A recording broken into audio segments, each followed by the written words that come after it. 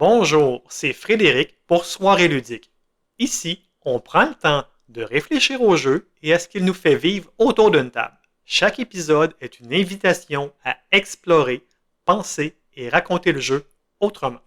Pour le premier podcast de 2026, on va parler d'un sujet que je trouve intéressant à creuser un peu, qui s'appelle Jouer autrement, mon regard sur le hobby à 48 ans. Avant de débuter, je tiens sincèrement à remercier les jeux en cravate où j'ai découvert cette superbe idée de sujet et aussi de faire une mention spéciale à tous ceux et celles qui ont répondu à l'appel silencieux de Karine de Carnet de jeu, qui est l'instigatrice de cette chaîne plutôt involontaire, parce qu'à la base, je pense qu'elle l'avait créée juste pour le plaisir de la chose et pour elle-même voir son cheminement. Puis ben, quand une idée est vraiment intéressante et agréable, ben, on se la fait voler, entre guillemets, ou elle est reprise par la communauté alentour, ce qui je trouve qui est une bonne chose, parce que ça nous permet de découvrir un peu le cheminement des gens. Et ben, par le fait même, ça va vous permettre un peu de découvrir le mien. On va parler, pour commencer, le premier point, je trouve, qui est vraiment intéressant, c'est qu'est-ce qui est mon parcours ludique. Comme tout le monde, je pense qu'on a tous commencé avec le fameux Monopoly et on a découvert le jeu de société clairement, ben, parce qu'on en a eu en cadeau à une certaine fête des cadeaux, hein. Je pense que c'est pas mal là la base. Mais plus loin, ben pas plus loin, un petit peu après, j'ai voulu avoir plus d'intérêt vers des choses un peu plus différentes, avoir des loisirs dans le jeu de société et j'avais un côté très curieux. Donc, il y a eu le doctorat, clairement, qui a été un marquant pour moi. D'ailleurs, ça me fait penser que si vous regardez sur le blog, je vais mettre en lien tous les jeux et les choses que je vais parler dans ce podcast-là, parce que je trouve que ça peut être intéressant de pouvoir creuser un peu si vous êtes curieux. Donc, le doctorat, qu'on posait des questions et qu'on essayait de améliorer notre culture, je dirais. Clou, qui est un classique indémodable encore quand même dans le temps. Maintenant, on s'entend qu'il se fait vraiment mieux. J'ai joué à des jeux de contrôle de territoire, même si on n'appelait pas ça dans le temps comme ça. Stratego, qui a été clairement des vraiment belles luttes. C'était super agréable, c'était intéressant. Par après, il y a eu Frick qui, à mon sens, est mille fois mieux que Monopoly. On a quand même un peu plus développé un concept qui était intéressant. Puissance 4, qui est un classique. Il n'y a pas à sortir de là. Tout le monde joue. Ça joue encore vraiment aujourd'hui, vraiment beaucoup. Donc, je pense que c'est une bonne chose que ce petit jeu-là ait été inventé. Magic the Gathering, hein, qui n'a pas joué à Magic, c'est dans le niveau secondaire. Je pense que j'ai découvert ça et ça a vraiment suivi les starters, les boosters, les starter decks. Il y avait vraiment du stock. Je sais pas, il en sortait quoi, deux, trois par année, je pense, dans ce temps-là, des modules ou des starters ou des variantes, on va dire. Je sais pas exactement le terme exact. Après ça, clairement, les colonnes Catan, dans le temps, c'était un bon jeu. Je m'excuse, aujourd'hui, c'est un navet. Là. Il n'y a plus aucun intérêt à jouer à ça. J'ai ma copine qui est là, qui essaie de me... Non, non, non. Il n'y a aucune chance que je joue à ça. Peut-être avec 18 extensions qu'on modifie le jeu de base, mais on ne joue plus au jeu de base rendu là. Puis que je me dis, quand un jeu a eu besoin d'avoir tant d'extensions que ça pour réussir à rester au goût du jour, c'est que oui, à la base, c'était quelque chose qui était vraiment une belle création. Au début 95, plus ou moins, je pense que ça a été inventé.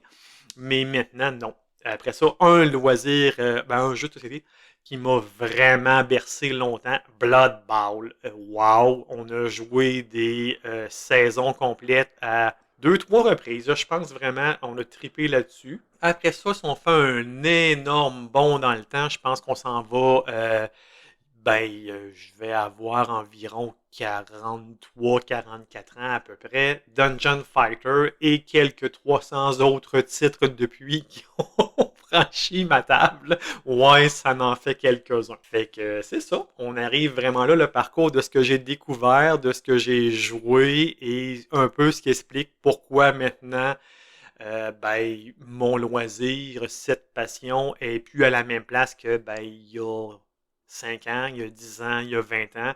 C'est normal, on évolue. Ce qui évolue pas stagne, puis ce qui stagne, à mon sens, désévolue, je dirais. Parce que si on était à la même place qu'il y a 10 ans, on aurait des questions à se poser. Après ça, pour pallier au manque de joueurs, j'ai créé Soirée ludique le 23 août 2021 et depuis, il y a eu plus d'une centaine d'événements ludiques qui ont eu lieu et le groupe regroupe maintenant plus d'un millier de joueurs de tous les niveaux. Pas mal, quand on pense qu'à la base, ce groupe-là avait été créé uniquement pour trouver une dizaine de partenaires de jeu. Dizaine, quand même. Aujourd'hui, c'est le début en 2025. Oui, on est en 2026, mais j'ai débuté en 2025 les jeux initiés tranquillement. Je voulais pas y aller trop vite, je voulais prendre le temps. Ça a pris du temps avant que je me rende aux jeux initiés parce que mes 2 premières années, j'étais vraiment dans le jeu familial, je dirais, débutant, on peut dire. Après ça, il y a eu le jeu intermédiaire vraiment dans les 2 années qui ont suivi. Donc en 21-22, de 21 à 22, de 22 à 23, on était dans la base. De 23 à 24 et 24 à 25, on était vraiment beaucoup dans l'intermédiaire. En 25, l'initié est rentré. Maintenant, l'initié commence à prendre de plus en plus de place. Disons que Tainted Grail, l'année passée, a balayé de la carte tout ce qui existait au niveau narratif, à mon sens. J'ai hâte de voir qu'est-ce qui va être la suite. Je devrais le commencer cette semaine ou la semaine prochaine pour la deuxième boîte. On a commencé hier, moi et Amélie, une nouvelle campagne de Seigneur des Anneaux qui est vraiment prometteuse. Je verrai si je vais vous en faire des retours une fois de temps en temps. Je suis encore en train de cogiter de ce bord-là. Mais non, vraiment, c'est ça. Fait que là, le placement de tuiles a été vraiment beaucoup dans mon univers. Le placement d'ouvriers, énormément. Placement de tuiles plus dans les débuts. Je joue encore un petit peu, mais moins qu'avant. Le placement d'ouvriers est encore quand même relativement présent. Le contrôle de territoire est de plus en plus présent. Était très timide au début. L'année passée, il y a 2 ans, un petit peu présent. Cette année, il va vraiment prendre plus de place parce que j'affectionne ça, j'aime ça. Le co-op qui est une des façons les plus tripantes, je dirais, qui nous permet vraiment d'avoir le choix, d'avoir un groupe et d'utiliser le meilleur. Quand tu joues avec des gens qui ont vraiment une belle dynamique, c'est agréable, ça permet d'aller plus loin dans un jeu, de ne pas se casser la tête. On est plusieurs à réfléchir, à penser, à améliorer. Il y a une belle synergie qui s'installe. La découverte du deck building, clairement, l'année passée. Est-ce que j'ai besoin de renommer Dominion, qui a été 100 parties passées? Donc, on arrive à presque le 1/8 de mes parties de l'année, un petit peu plus même. Un gros faible pour le narratif en solo. Je pense que ça a apparu l'année passée. Cette année, j'ai la chance, comme l'année passée, j'ai eu la chance un petit peu de faire du narratif à deux. C'est clair que je vois tout le temps être partant. Le seul petit hic, je dirais, du narratif à deux, ben, il faut que les deux soient disponibles. C'est pour ça que le narratif, j'ai pas le goût de le faire en gros groupe. Je ferai pas ça à 3, à 4. Puis je me dis à 4, sincèrement, un Tainted Grail à 4, ça doit être un bordel immonde. Ça doit être tellement long à réfléchir, à penser, à agir. Tu veux pas jouer à un jeu de cette grosseur-là à 4? Non, non, non. Après ça, je joue principalement à 2 et 3 joueurs. Cette année, clairement, il va y avoir plus de games solo parce que j'aime le solo. Je me suis lancé un défi d'ailleurs pour jouer plus solo et découvrir plus solo mes jeux. Donc, mon objectif est vraiment de réussir à faire un 5 parties par jeu, je dirais, en version solo. On verra si je m'y tiens ou pas, mais que c'est un objectif. Si je ne le réussis pas, pas la fin du monde, c'est pas la mer à boire, il n'y a personne qui va mourir, c'est pas grave. Je viens de faire mon petit parcours ludique avec aujourd'hui où ce que je suis rendu. On peut passer maintenant à un point que je trouve vraiment important, que je pense que c'est Karine qui en avait vraiment parlé plus en profondeur dans son podcast, entre guillemets. Je mettrai les liens d'ailleurs aussi de tous les gens qui ont participé à cette chaîne, plus ou moins volontaire, je dirais, parce que je trouve c'est intéressant qu'on puisse avoir le feedback de tout le monde. Puis ben, je me dis, c'est toujours cool si ça vous permet de découvrir d'autres créateurs. Il y en a qui valent vraiment la peine. Personnellement, les jeux en cravate, c'est un coup de cœur depuis que j'ai découvert. Karine, dans le carnet de jeu, elle mentionne, ne vous forcez pas à jouer à des jeux trop compliqués. Je suis tellement d'accord. À mes débuts, il y a des jeux, des fois, que j'ai voulu essayer.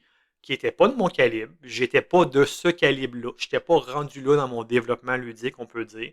Et ça aurait été tellement mieux que j'y joue pas. D'ailleurs, ces jeux-là, je les ai pas appréciés. Je suis revenu des fois plus tard et ça m'a permis de les apprécier. Puis il y a d'autres fois que certains de ces jeux-là, tout simplement parce que j'ai eu une mauvaise expérience une ou deux fois, ils seront jamais rejoués, étant donné le nombre de jeux qui existent dans l'univers ludique. Faudrait que je m'ennuie, ce qui arrive jamais au niveau ludique, honnêtement, pour que j'aie le goût d'y retourner. Puis honnêtement, il y a des jeux qui sont pas faits pour tout le monde. Il y a des gens qui vont détester le narratif, il y a des gens qui vont détester le coop. C'est très correct, il n'y a pas de problème. Hein, on a chacun nos goûts. C'est comme la même chose avec les films, avec la lecture. C'est normal, il n'y a pas de problème. Donc, je dirais que ça, c'est vraiment le plus important. Ne vous forcez pas à jouer à un jeu que vous n'êtes pas rendu à ce niveau-là. Allez-y progressivement dans le niveau que vous êtes. Prenez le temps de découvrir des jeux qui sont similaires à ce que vous aimez. Puis, c'est ça, il n'y a rien qui presse. La pile de plaisir anticipé. Certaines personnes nomment ça la pile de la honte. Personnellement, j'ai jamais eu de pile de la honte parce que ma pile, qui est du plaisir anticipé, ne finit jamais une année. Elle ne déborde pas sur l'année suivante. Donc, les jeux de 2025 qui ont été achetés en 2025 ont tous été joués. J'ai acheté des jeux après le temps des fêtes, donc pour le Boxing Day, le 26-27 décembre. Vous comprendrez que ceux-là, je les considère dans l'année suivante parce que non, je ne peux pas jouer 9 nouveaux jeux en 3 jours quand je les ai pas reçus parce qu'il faut qu'ils soient livrés quand même, les jeux. Hein?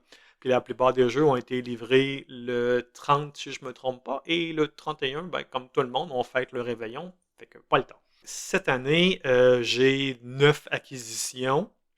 9 vraiment beaux jeux qui vont être du plaisir. Puis moi, j'achète maintenant une fois par année, sauf exception, dans le temps des fêtes, au Boxing Day, avec les grosses ventes. C'est ce qui fait que ça me permet d'avoir une belle liste de jeux qui vont être disponibles pour l'année suivante. J'ai une wishlist qui va me suivre toute l'année, que je vais raffiner toute l'année, puis qui me permet en fin d'année, c'est ce que j'ai fait la semaine avant le Boxing Day, de regarder tout ce que j'ai écrit dedans dans cette wishlist-là, que je mettais des notes, puis je revérifie les jeux. Des fois, il y a des jeux que je me rappelle absolument pas que j'ai mis là. Fait que je vais vérifier mes notes, puis je vais vérifier des vidéos. C'est pas rare qu'un jeu que je me rappelle pas va juste disparaître de la liste, ou je vais me mettre une note, genre si c'est en méga gros spécial, comme il y a eu des jeux que j'ai acquis cette année à 65 ou 70% de rabais. Oui, il faut prendre le temps de fouiller, de rechercher. Ça existe encore, ce genre de rabais-là. C'est possible, donc il ne faut pas stresser avec le fait d'acquérir un jeu à tout prix, à moins qu'on le veuille vraiment demain matin, mais on peut trouver des jeux en rabais. Dans l'usager aussi, chez Acquis Oltré à justement, je pense, un petit peu moins que le 2 tiers de rabais, donc à un tiers de son prix. Ça valait vraiment la peine. Puis bien sûr, parfois, une fois de temps en temps, je vais me laisser tenter par un jeu qui est à plein prix, mais j'ai un budget. D'ailleurs, les jeux que j'ai vendus en 2024 et 2025, il me restait énormément d'argent pour acheter les jeux. Malgré les 9 jeux que j'ai achetés en 2025, il me reste encore de l'argent de mes jeux vendus des 2 dernières années. Et j'ai encore 4 jeux à vendre, ce qui veut donc dire que si je veux m'acheter un jeu ou deux fort probablement dans l'année, tout dépendamment de la grosseur du titre, j'aurai les moyens. Et sinon, c'est des sous de prévu pour l'année prochaine, ce qui fait que j'ai une économie circulaire. J'achète des jeux, j'y revends, je rachète, je revends. Et ça me permet justement que oui, initialement, les 2-3 premières années, ça a coûté une certaine somme. Maintenant, en revendant des jeux que j'ai fait le tour, surtout les narratifs qu'on ne rejouerait pas, parce que quand tu les as joués en solo puis en duo, tu ne reviens pas. Puis il y a des jeux, quand tu es rendu à 30-40 games, tu te dis, tu as fait le tour, c'est assez, plus de besoin d'en faire plus, on peut le vendre, on passe à autre chose. La ludothèque parfaite. Oh my god de questions. Ça existe-tu? Gorgée de café? Ouais, c'est ça. Donc, la ludothèque parfaite, est-ce que ça existe? Je crois sincèrement qu'elle existe pour chaque joueur, mais que pour chaque joueur. Je m'explique, c'est des jeux qui sortent. Une ludothèque parfaite, c'est des jeux que vous jouez, que vous avez du plaisir à sortir, puis que vous ne vous forcez pas à sortir. Dans mon cas, un jeu qui ne sort pas 5 fois par année, je me pose la question, j'ai-tu encore de l'intérêt d'y jouer? Je veux-tu encore y jouer? Ou tout simplement, c'est parce que je l'ai oublié, parce que justement, une Kallax, ben, il rentre des jeux, puis tu as des jeux plus bas un peu, fait qu'on les voit pas toujours. Fait que des fois, je vais réactualiser ma façon de serrer mes jeux. Les jeux en bas s'en viennent dans le milieu ou en haut pour que je les vois. Ou j'essaie de voir dans mon appli qu'est-ce que ça fait un bout que j'ai pas joué pour me dire ah, tel jeu serait le fun de jouer, me semble. T'sais. On a une game à toutes les semaines, le mardi. C'est une façon de sortir ces jeux-là. Je dirais que j'ai le 2 tiers de mes jeux à l'heure actuelle, c'est des jeux intermédiaires, environ un tiers qui est du léger et du filler. Le reste, c'est de l'initié, parce que l'initié, je n'ai pas de temps, je commence. J'ai un ou deux gros titres solo, toujours en action, normalement. Cette année, SDA, Seigneur des Anneaux. Voyage en Terre du Milieu a commencé hier. Cette semaine, normalement, Tinted Grail, la boîte numéro 2 de la première série. Donc, le Tinted Grail, la chute d'Avalon, la première extension devrait commencer. Et je maintiens normalement à environ 50 jeux en ne comptant pas les extensions. Parce que je me dis, une extension, ça rajoute pas un jeu, ça rajoute du contenu à un jeu. Et normalement, je vais acheter une extension parce que je tripe sur un jeu, parce qu'il sort, parce qu'il est efficace, parce que j'ai du plaisir. Donc, l'extension, c'est naturel qu'elle vienne par sortir. Une table dédiée. J'ai eu ça dans le temps. Je l'ai eu durant 2 ans environ. Ça n'a pas nécessairement fait que je jouais plus que cela parce que personnellement, c'est cool. Ça met une certaine façon de jouer, ça met une certaine place. On peut laisser le jeu sorti. Il y a des gens qui vont avoir une table que le jeu va se cacher en dessous des panneaux de la table. Mais je ne vois pas tant d'intérêt que ça maintenant. Perso, ce qui me fait vraiment plus jouer, c'est de mettre un rendez-vous dans mon calendrier, de me le mettre à mon horaire. Exemple, tous les mardis soirs, on joue avec notre gang du groupe voyons, notre groupe du mardi. Ouh! Et sinon, personnellement, le mercredi, j'ai ma campagne de Tinted Grail. On va choisir prochainement notre journée pour la campagne de SDA et on verra qu'est-ce que ça vient pour la suite. Mais me dit, mettre des rendez-vous, on les respecte, j'ai du plaisir, c'est facile de sortir les jeux, ça avance bien, c'est pas mal ça. Les accessoires de jeu importants. Est-ce qu'il y en a? Oui. Est-ce qu'ils sont essentiels? Non. Les 2 premières années, j'avais absolument rien. Est-ce qu'il y en a qui vont changer la façon que vous allez jouer, que vous allez apprécier le loisir? Assurément. Il n'y a pas de doute. Un tapis de jeu, c'est un must. Si vous jouez avec des jeux qui ont des cartes régulièrement, pouvoir les ramasser sans les faire friser, sans les plier, sans les maganer, c'est génial. Un dice tray, à la même façon. Si vous n'avez pas de tapis de jeu, ça atténue le son. Si vous avez un tapis de jeu et que vous avez des joueurs qui sont plus ou moins enthousiastes, voire maladroits, ça empêche que les dés revolent partout et que vous passiez à moitié de votre soirée à 4 pattes à les ramasser. Chacun sa façon de jouer. Personnellement, les deux ensemble, c'est un must, c'est génial. Après ça, des petits moules à muffins. C'est niaiseux, hein, en silicone. Là. Tu pitches tes jetons là-dedans, tes petits jetons. T'sais. Puis, ça te permet d'avoir visuellement de quoi être facile à ramasser, qui prend moins de place à la table. Puis, ça te permet d'avoir un beau look sur la table. Puis, c'est cool, j'aime bien. Les sleeves, pas pour tous les jeux. Je te vais dire honnêtement, si je joue à 6 qui prend, le jeu, il n'est pas sleevé. Hein? Non, il vaut 3 pignottes et quart. On ne sleeve pas ça. Si je joue, ou quand je joue en réalité, à Seigneur des Anneaux, Voyage en Terre du Milieu, clairement, le jeu il est slivé parce que ça coûte une beurrée comme jeu, puis je veux pouvoir la revendre à un vraiment bon prix quand je l'aurai fini un moment donné. Fait qu'on sleeve les jeux dispendieux. En dehors de ça, est-ce qu'il y a d'autres intérêts pour des objets? Je dirais oui, mais c'est des petits bonus. Rendu là, il y a le support à carte qui est en forme de C, on va dire, plus ou moins courbé, qui nous permet de mettre nos cartes dessus. C'est cool, ça permet d'avoir les cartes et les mains, les cartes visibles tout le temps pour soi et les mains tout le temps libres. On passe pas notre temps toutes les 15 secondes à relever nos cartes de la table puis de voir qu'est-ce qui est écrit dessus parce qu'on l'a oublié. Ça peut être cool. Des petits sachets supplémentaires pour mieux serrer nos jeux dans les boîtes parce que ne nous cachons pas que bien des jeux nous garochent le contenu puis il n'y a pas assez de sacs pour pouvoir diviser le matériel. On va être honnête, un jeu bien rangé est un jeu qu'on sort plus souvent, qu'on a plus de plaisir à sortir puis qui se sort beaucoup plus rapidement. Un jeu qui se sort plus rapidement, c'est une roue qui tourne, on va la ressortir plus souvent, on a plus de fun à le sortir et à y jouer. C'est aussi simple que ça. Fait que personnellement, j'ai acheté des sacs et j'ai fait ça l'an passé, en 2025, en début hiver environ. J'ai refait tous mes jeux, toutes les boîtes, les sachets, pour que ça soit facile à ranger et à sortir. Puis s'il y avait vraiment des formats de sacs qui étaient vraiment utiles pour tel type de pièce, j'ai écrit sur les sachets, dans tel sachet, on met telle chose dedans, ça se range et ça sort dans le temps de le dire maintenant. C'est génial. Point suivant, le jeu en ligne. Il y a des gens qui vont dire que c'est pas du jeu de société. Personnellement, il n'y a pas de doute que ça en est. On joue avec d'autres gens. Il y a plusieurs plateformes. Il y en a que je connais pas. Je vais donc rapidement survoler. Tabletop, j'ai entendu parler vaguement, jamais joué. Steam, qui, à mon sens, c'est bien pour le solo principalement parce que ça revient plus cher. On achète les jeux à la pièce. Mais c'est vraiment génial. Ça se joue très bien.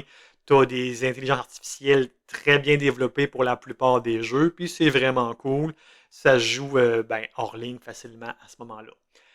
BGA ou Board Game Arena, qui je suis dessus depuis presque mes débuts. Je pense que honnêtement, depuis 2021, il y a eu une année que j'ai pas eu mon abonnement. Il n'y a pas de doute, c'est cool. Ça permet de jouer. C'est pas trop cher. C'est environ le prix d'un jeu annuel. Tu vas me dire, ouais, 60$, c'est quand même cher. Quand on joue 2, 3, 400 parties dans ton année, je connais des gens qui sont encore même beaucoup plus que ça. C'est quoi 60$ quand tu comptes le nombre d'heures que tu as mis dessus? Hein? Ça coûte combien aller au cinéma aujourd'hui? Voilà. Donc, il y a tout le temps des joueurs disponibles. Si on est premium, on peut jouer aux jeux qu'on veut. On peut partir des games comme on veut. On n'a pas de partie limitée. Il y a un avantage. Pas de doute.